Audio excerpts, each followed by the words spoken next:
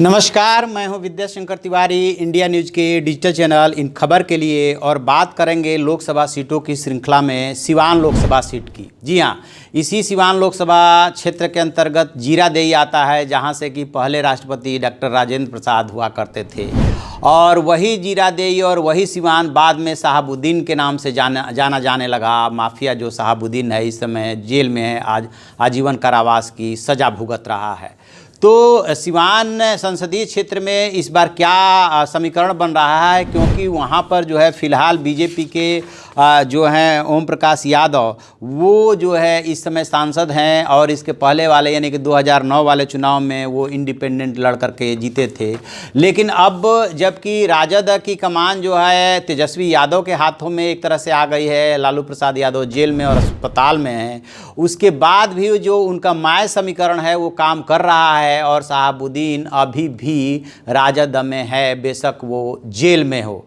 और बात ये हो रही है कि यदि शहाबुद्दीन नहीं चुनाव लड़ सकते सजा याफ्ता होने के कारण, तो जैसी उनकी पत्नी चुनाव लड़ती रही हैं, इस बार क्या पत्नी उनके हिना साहब को टिकट मिलेगा, इस पे मंथन हो रहा है। क्योंकि जो महागठबंधन बना है उस महागठबंधन में सीपीआई माले भी है और उसने इस सीट पे दावा ठोक दिया है। इसी बीच में जो शहाबुद्दीन है उसके भतीजे की जो हत्या हुई है, हत्या होने के बाद उसकी भतीजे की हत्या होने के बाद वो जो है थोड़ा कमज़ोर हुआ है और इधर भाकपा ने अपना दावा ठोका है सीट पर, तो उसकी थोड़ी मुश्किल बढ़ गई है। जिस शहाबुद्दीन की कभी नाम से जो है तूती बोलती थी इलाके में, और या तो रॉबिन हुड की इमेज की वजह से उसके समर्थक थे और जो विरोधी थे वो डर के मारे नहीं बोलते थे। वो तो चंदा बाबू की बहादुरी है, जिन्होंने अपने 3 पुत्रों की हत्या, 2 पुत्रों को उसने तेजाब में नहला दिया था, जिसकी वजह से उसे आजीवन कारावास की सज़ा हुई है।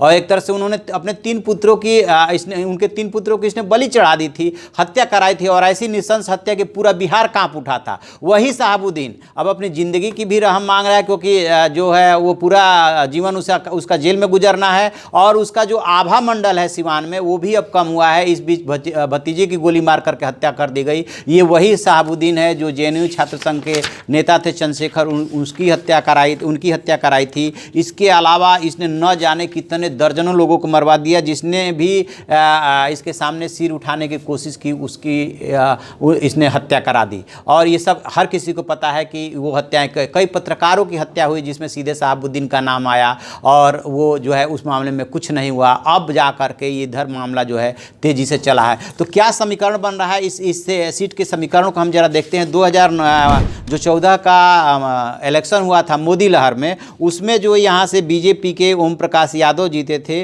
वो 3,72,000 वोट पाए थे। और हिना साहब जो इनकी पत्नी है वो जो है 2,58,000, यानी कि वो टक्कर दे रही थी इनको। और सीपीआई एमएल के जो अमरनाथ यादव थे उनको 81,000 वोट मिले थे। और जेडीयू के मनोज कुमार सिंह को 79,000 वोट मिले थे। तो चूंकि अब की बार जेडीयू और बीजेपी साथ आ गई है, इसलिए बीजेपी भी मजबूत हुई है। लेकिन इधर जो है जो आरजेडी के नेतृत्व में महागठबंधन बना है, जिसमें कि सीपीआई भी है, उसके आने से ये भी मजबूत हुए हैं। लेकिन ये सीट किसको मिलेगी, और ये एक तरह से शहाबुद्दीन के राजनीतिक अस्तित्व का सवाल है। क्योंकि अब की बार यदि इनको टिकट इनके परिवार को नहीं मिलता है और टिकट कटता है तो इनके राजनीतिक अस्तित्व पे ही बन आएगा और इधर उधर वो उम्र कैद की सज़ा काट ही रहे हैं। और जहाँ तक कि इस लोकसभा क्षेत्र में विधानसभा क्षेत्रों की बात है, तो इसमें 6 विधानसभा क्षेत्र आते हैं, जिसमें कि सिवान है। सिवान पे जो है एकमात्र ये सीट है जिसपे बीजेपी का कब्जा है। व्यासदेव प्रसाद जो है यहाँ से विधायक हैं। बाकी जीरादेई से रमेश कुशवाहा हैं जो जेडीयू से हैं, वो बीजेपी का ही मानिए, क्योंकि जेडीयू अब बीजेपी एक साथ हो गए हैं। दरौली से सत्यदेव राम है जो जहाँ से सीपीआई माले का कब्जा है। और रघुनाथपुर से हरिशंकर यादव हैं जो आरजेडी से है। दरौदा से कविता सिंह है जो जदयू की हैं। और बडहरिया से श्याम बहादुर सिंह हैं जो कि जदयू से। तो इस तरह से जदयू की 3 सीटों पे कब्जा है। एक सीट पे बीजेपी है, एक सीट पे आरजेडी और एक सीट पे सीपीआई माले हैं। तो यदि आरजेडी और सीपीआई को हम एक साथ माने तो 6 में से 2 इनके पास है और 4 सीटें बीजेपी और जेडीयू के पास है। और स्वाभाविक है कि मुस्लिम मुस्लिमों की ठीक ठाक तादाद है, हिंदुओं की ठीक ठाक तादाद है और सांप्रदायिकरण काफ़ी मायने रखता है इस सीट पे। ओम प्रकाश यादव का क्षेत्र में अच्छा रसूख है क्योंकि वो 2009 का चुनाव जो है जीत गए थे इंडिपेंडेंट, और 2014 में बीजेपी में आकर के जीते। तो देखते हैं कि इस बार वहाँ पे क्या समीकरण बनता है। बहरहाल शहाबुद्दीन के लिए ये राजनीतिक अस्तित्व का सवाल है और भाकपा माले ने जो है अपना दावा सीट पर ठोक दिया है। तो जो भी अपडेट होगा इसमें हम आपको बताएंगे। आप देखते रहिए हमारा डिजिटल चैनल इन खबर, उसे लाइक कीजिए, शेयर कीजिए और जो है कमेंट बॉक्स में जाकर के अपना कमेंट जरूर लिखें। Thank you.